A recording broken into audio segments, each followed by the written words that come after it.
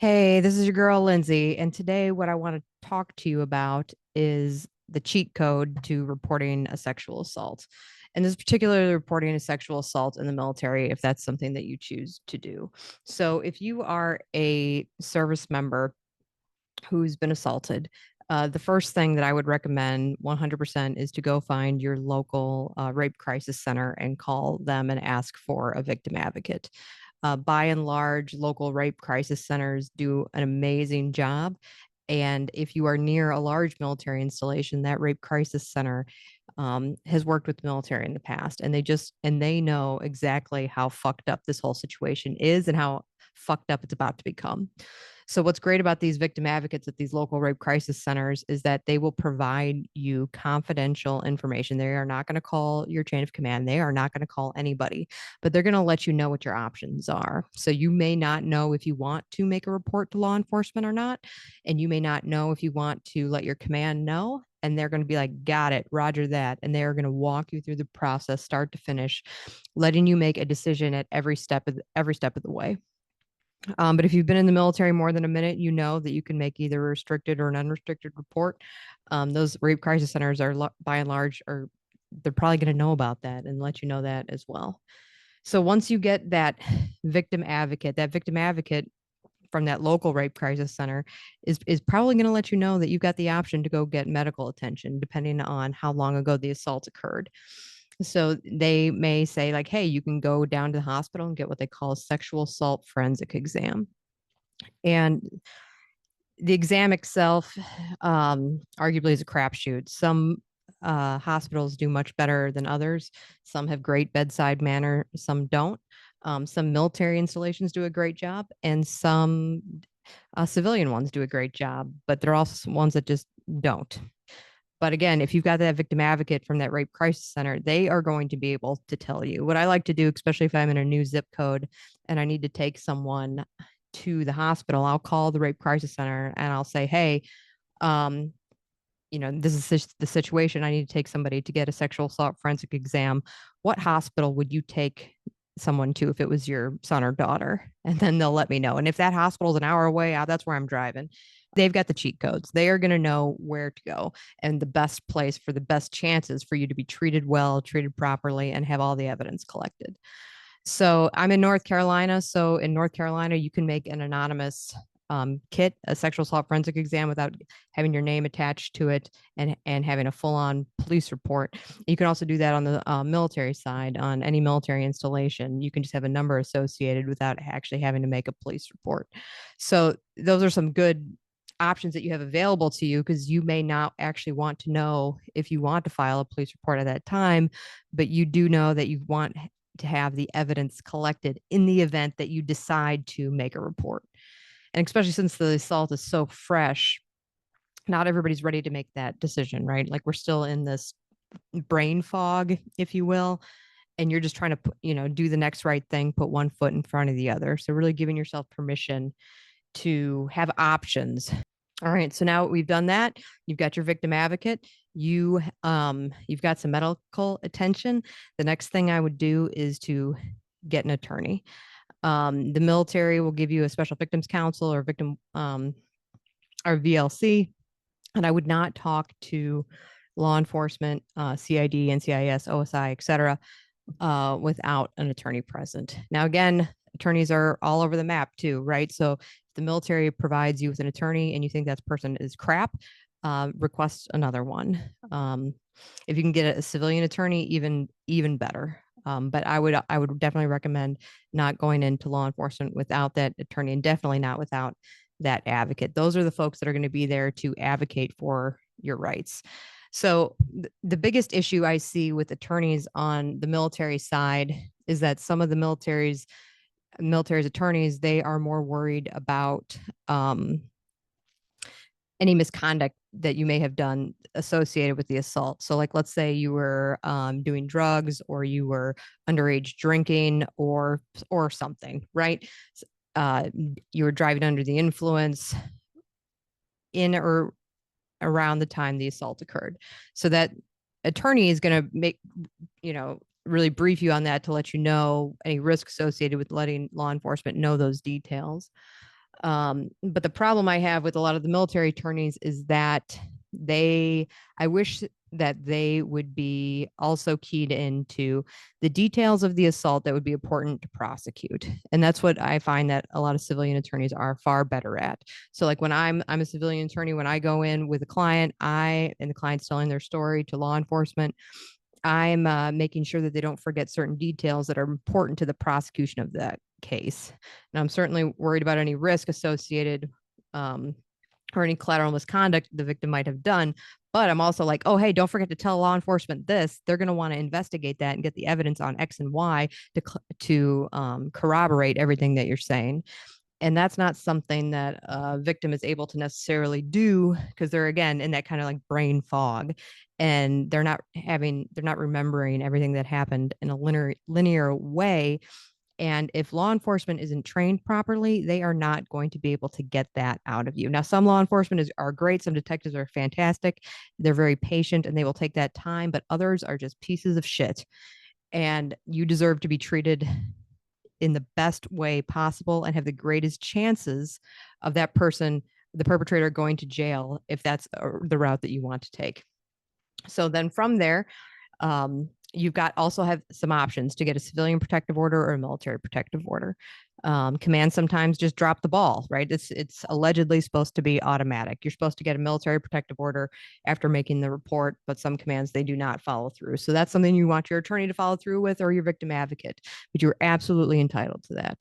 A civilian protective order, that varies, but if you've got your victim advocate from your local rape crisis center, they are going to be able to walk you through that process and maybe even get you a pro bono attorney to help on the civilian side to get a civilian protective order. So I can't emphasize enough, if you have got that civilian victim advocate from a local rape crisis center, odds are you are in great shape. All right. So then from there, you've done all of that. The next option that you have is to get an expedited transfer.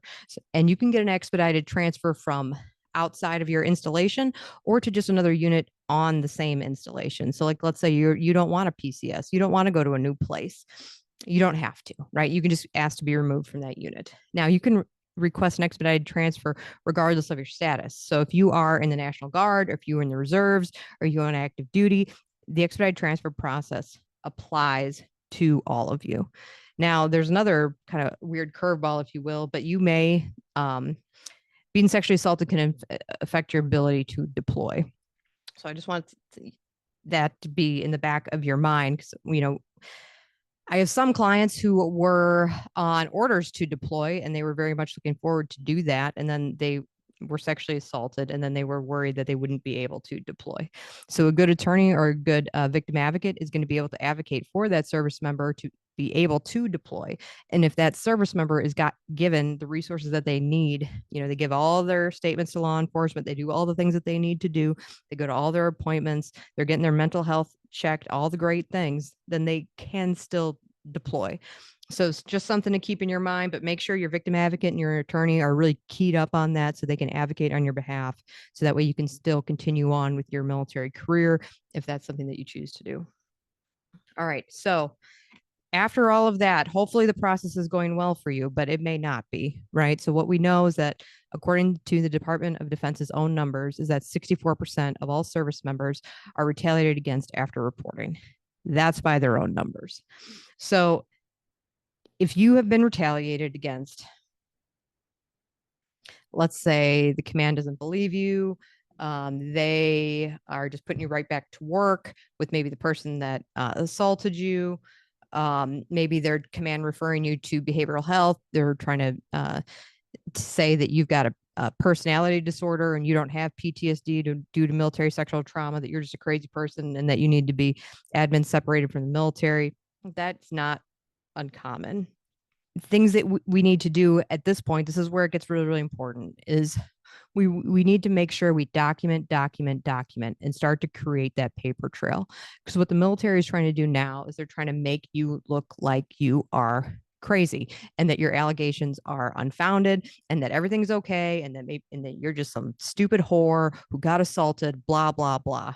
And that's not the case. So even if, let's say, that the SHARP or SAPR professionals aren't your cup of tea. If you are in this position while you are being retaliated against, we really need to utilize their offices. Because what you can do if you haven't already filed a restricted or unrestricted report in DD 2910 is we need to also file a retaliation report with their office and have them upload it into the DSED system. So that way we're documenting every step of the way who's retaliating against us, when, and then what occurred as a result of that. And so then you're also letting your attorney know, you're letting your victim advocate know, and you were specifically requesting that your SAPR or SHARP victim advocate brief that at the monthly sexual assault review board or case management group, whatever they call them in your branch. So there's, in case you didn't know, there's a monthly board that meets that talks about every single sexual assault reported on that installation. And then there's a commanding general that's in charge of that meeting and is supposed to ensure that all those service members who have been assaulted are receiving the proper care. Now, a lot of times this is just pencil whipped. Commanders are not reporting up what the actual issues are in their unit, or they're trying to prevent those issues to be briefed to the commanding general.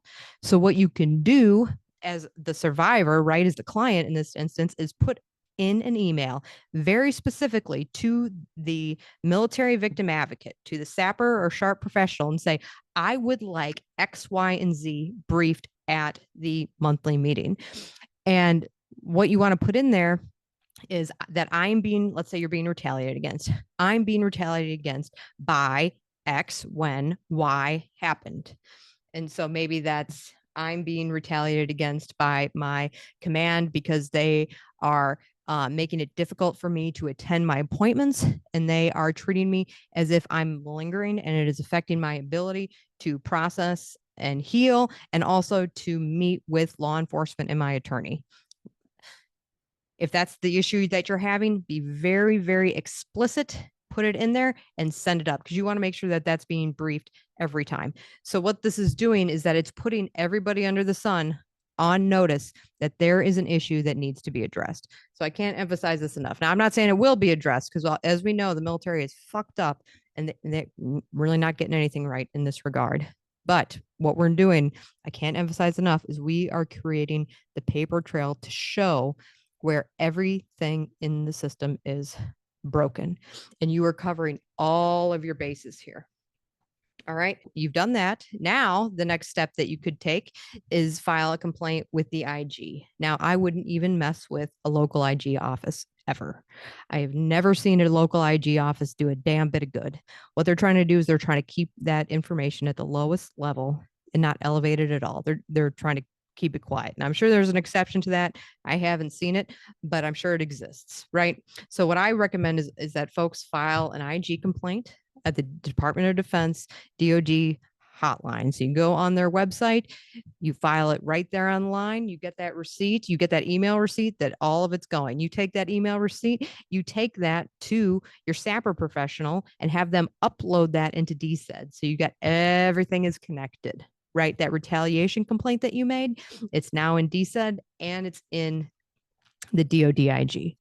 So what happens then when you make a complaint at DoD IG, if it's about retaliation for reporting a sexual assault, be very, very explicit and say that. Say, I am being retaliated against for reporting a sexual assault when A, B, and C happen by X, Y, and Z, right? So you want their names, the dates, as best as you can.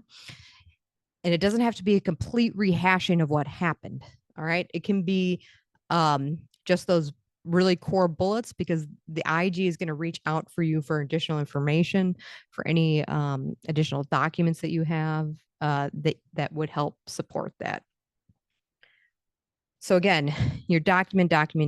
And I already know somebody's like, fuck the IG. And I feel you. I agree 100% with that too. I do not believe that the IG does a good job and that they are doing right by our victims of sexual assault.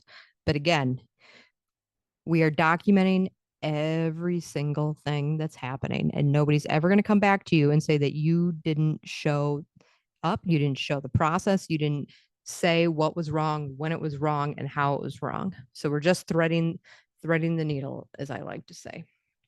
All right. So then the next thing that you can do, if you haven't done that already, is what I need you to do is to is to key in on some mental health resources. I rarely recommend people go on post to a military provider for mental health services. By and large, I send people to local vet centers. Vet centers, VET, are associated with the VA. However, they are separate and apart from the VA. You can go to a vet center, whether you're on active duty, reserve, or you are already out of service, and it is free.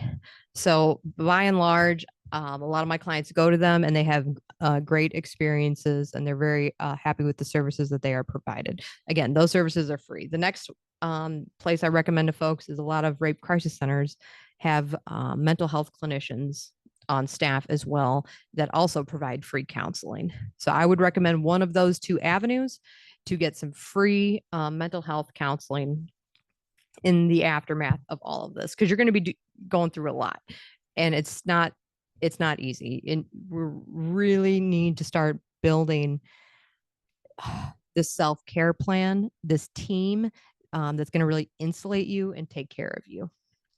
If for some reason you are not vibing with your mental health professional, just fire them. Like, I cannot emphasize that enough. You don't need to keep somebody that you don't like. You just don't. Even if it's at the vet center, even if it's with the military, I don't care where that person is. Say, I don't like the professional that I've been giving, and I would like another one. You don't have to say anything else. You just say, I would like somebody else. I don't think this person is a good fit for me.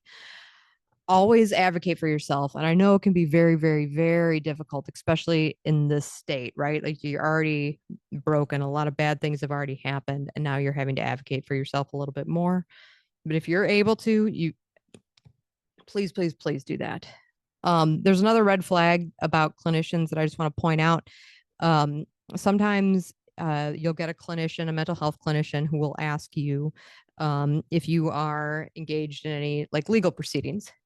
And then if you say yes, they might decline to treat you on the thing that is tied up to your tied up in the legal proceedings. And basically what the clinician is saying is like, hey, your attorneys would prefer it that you be broken for when you have to testify on X, right? So like, let's say you're there because you've been sexually assaulted, you are seeking mental health treatment for being sexually assaulted. A clinician may say, well, I don't want to treat you on that because I want you'd be able to essentially give good testimony when that happens. Just fire that person, fire that mental health clinician. I will tell you that there is no amount of mental health treatment that you can get that's going to make you be a poor witness on stand. It's just not going to happen. So if you're a mental health clinician listening to this, stop fucking telling people that. I cannot with my life right now. I would argue that it is medical malpractice for a mental health clinician to tell a survivor of sexual violence that it goes against if they've got a doctorate degree of some kind, or a license that has them make the Hippocratic Oath. It goes against that. It's just bad practices. I say again, there is no amount of mental health treatment that you could get that's going to make you be a bad witness on the stand for when or if this sexual assault case goes to trial, or any other legal matter for that matter. Getting mental health treatment only calms the nervous system, calms the mind, makes your memories more clear, and makes your ability to articulate them better. It is a win-win all around. You're going to cry and be a mess on the stand, irregardless whether or not you're healed or not. Because you're going to be talking about a previous traumatic event. That's hard, period. But there's no way that you're going to all of a sudden, it's going to be like it never happened when you're on the stand that day. It's just not. So you get all the mental health treatment, do all the things that you need to do to help yourself get healed. All right. So that's my rant on that. So then after a sexual assault, we're starting to rebuild what that self-care plan looks like. And everybody kind of takes a different approach after a sexual assault. Some people blame themselves. Some people are eager to get power and control back into their lives because maybe they felt like they lost it. So some people may go out and have a lot of sex with a lot of different partners in an effort to demonstrate that they are in that power and control mode, and that they get to choose who's going to be having sex with their body. But then you also have folks that may go the other way and not want to have sex with anyone. And again, maybe in an effort to assert power and control. So just kind of beginning as you're going through your healing journey, just to notice these things, right? We're just noticing at first how we're feeling in our body and the decisions we may or may not be making. And then if you're able, I would encourage you to start journaling. Just start writing the stream of consciousness that's in your brain. And the stream of consciousness might even be like, I hate this, I hate this, I hate this, I hate this. And it might be 4 pages of you just writing that over and over. But what this is doing is this is starting to help process some of this trauma through the mind and through the body and getting it out. So that way you can start to maybe think a little bit more clearly, gain a little bit more power and control back into your life, and kind of stumble through this event as best as you can, because this is not going to be easy. And I don't want to maybe give the appearance that it is. So just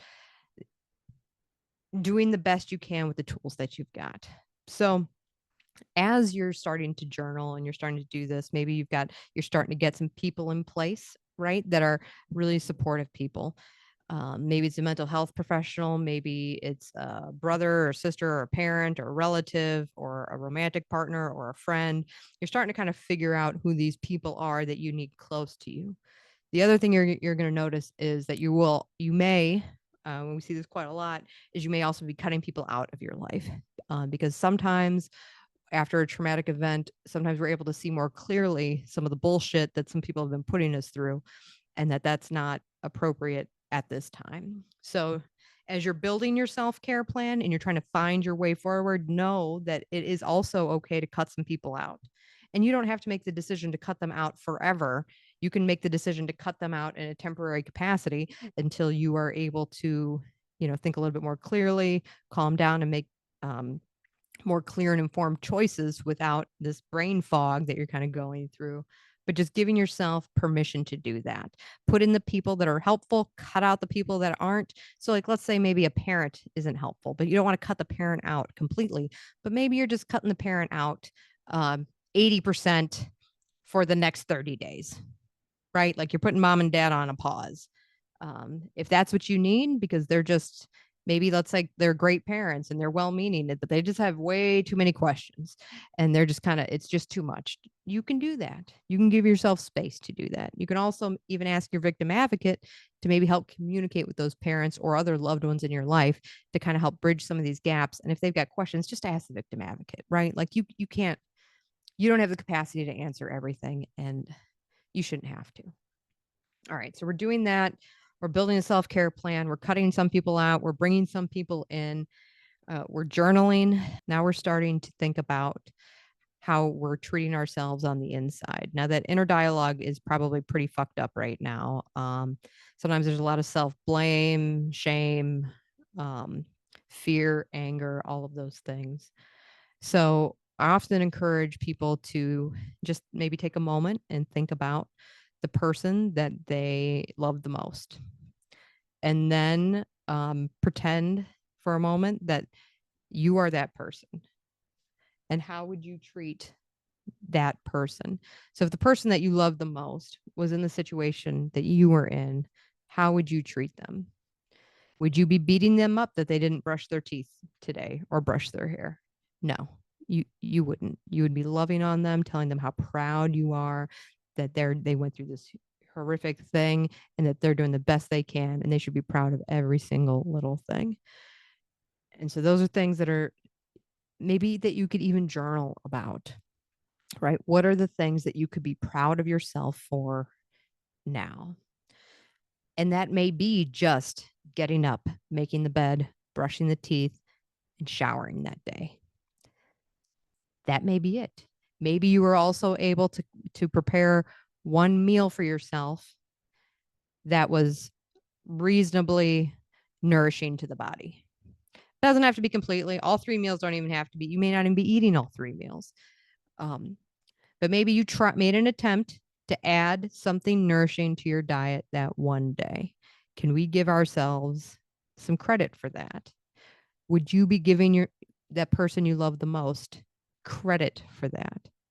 And would you be giving them accolades and support and love and encouragement, saying, you did it, you did a thing, you ate an apple today, or you had a smoothie, or you did whatever, you went for a walk today, and you spent some time outside, something? Would you be giving them love and support and encouragement for that? And if the answer is yes, then I would really think about doing that for yourself. Then as we're kind of building again on this self-care plan, the next thing we often see is that a lot of folks have difficulty sleeping. They may not be getting any sleep, or conversely, maybe they're sleeping all the time. So if you're sleeping a lot, to be honest, I just ride it. Like you've been through a traumatic event. When your body is healing, it needs the rest. So sleep is welcome. Give yourself permission. You don't, if you're sleeping 8, 10, 12 hours, just do it. If you're sleeping most of the day right now, particularly in the aftermath, just let yourself do it. Let yourself rest and digest.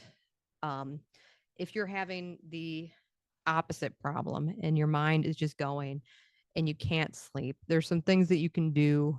Obviously, you want to bring that up with your medical provider. But some of the things that I see, particularly on the military side of the house, is that when you bring things like that up to the medical provider, sometimes they put folks on like a really aggressive cocktail of drugs that basically just numb you out of oblivion. Now, that's an option that you have, right? You can do all of that, but if you're kind of just like, I'm not sure that that's right for me, or you tried it and you were like, I didn't like it, or maybe it worked, you did try it and it did work for a time and you're trying to transition out of that, I'm just going to give you some different options that you might be able to play with. So one thing I always recommend people to do is to wear yourself out. And that may seem obvious, but sometimes that means, working out a little bit more than you would, going for long walks, long hikes, maybe repainting every room in your house, cleaning out all of your closets, like doing some of these a little bit more labor intensive projects until you just wear yourself out and you have to fall asleep. Sometimes again that doesn't work because the brain is still going crazy, so that's not an option. Or maybe somebody's injured and that's not an option for them either. There are some meditations that you can find on YouTube, and I'll put a link to one of these here. But if you're looking for a meditation on YouTube, I'd be searching for Yoga Nidra, Nidra. And what that is essentially it's a body scan. So the person is going to cue through. They're going to be talking to you. You can be laying down in bed while you're doing this. There's no movement is required. So you're just listening to this meditation. They're going to be scanning throughout the body.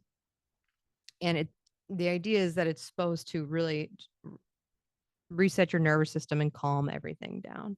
A lot of our clients have a lot of success with that. A couple other things you can do is they're arguably called yoga poses. One is bridge pose and another one is legs up the wall. So legs up the wall is exactly what it sounds like. You're just putting your legs up in the air, but your legs are leaning against the wall, so you don't actually have to hold them up in the air. And I'll have a picture so you guys can see. But what that does is that starts to drain all the blood out of the legs and lets it come back into the chest, into the core, and this helps really promote a deep sense of relaxation. The next thing that works for a lot of folks is bridge pose. A bridge pose is if you've got like a yoga block or some pillows, you're going to be laying flat on your back with your knees bent. And then you're just going to tuck your tailbone and your hips until you bring it up off of the earth and set the block right underneath the tailbone or the sacrum. And what that's going to do now, instead of just having your legs above your heart, it's now going to put your hips up in the air. So your hips are above your heart. Doing this for even 3 to 5 minutes before bedtime can really help promote deep rest and relaxation. This pose also helps turn off any fight or flight. So that may be something that you're still in after a sexual assault. So getting those hips up in the air could really help to relax things. So if you're like, all right, Lindsay, I've done all of those things and I still can't sleep. Um, we're going to go back to what we just said before about just loving yourself through that. So you're going to treat yourself like the person that you love the most, and you're just going to say, hey, little person, I, assuming the person you love your most is a little person, let's say, it's okay that you can't sleep. I get it. Let's just binge watch our favorite show. And then you're going to love yourself, get a cup of tea, get a cup of water, whatever it is you'd like, and you're just going to binge watch whatever it is that you want to watch, and just give yourself permission to do that. And just know that today is not the day that you're going to sleep. It is what it is. All right. But giving yourself that loving compassion to just go on that journey. Lastly, as we're kind of starting to build all of this together, right? So you've done all of those things. You're documenting, you're journaling. If you're able to, if you get some kind of supportive accountability partner. So as we're journaling, maybe even we're starting to build a routine into our day. So we're like, okay, this week, my goals are to brush my teeth at least 3 days of the week, shower at least 3 days, and go on 2 walks and prepare 2 meals that are nourishing to my body. And that's it. That's your goals for the week. And you're giving yourself a little star, or maybe you're each time that you're able to do that. And then maybe you're giving that list of things to somebody to help hold you accountable. So maybe it's your partner, maybe it's your victim advocate, maybe it's no one, maybe it's just something you write down and you are your own accountability partner. But you're starting to put some measures on paper to kind of help you through this initial piece. You don't need to get entirely better, right, in this short amount of time. This amount of time after an assault has occurred it's very acute, right? So you have to treat it like any kind of acute injury. So like if you broke a leg, you broke your back, you're not able to go back to what you're doing. You're not going to be able to run a marathon with a broken leg. All right. And so you have to let that leg heal. You got to do maybe some rehab, some physical therapy in order to get that leg back to 100%. And then you got to start training for the marathon again. So just kind of understanding that what has happened to you is equivalent to a injury of any other kind.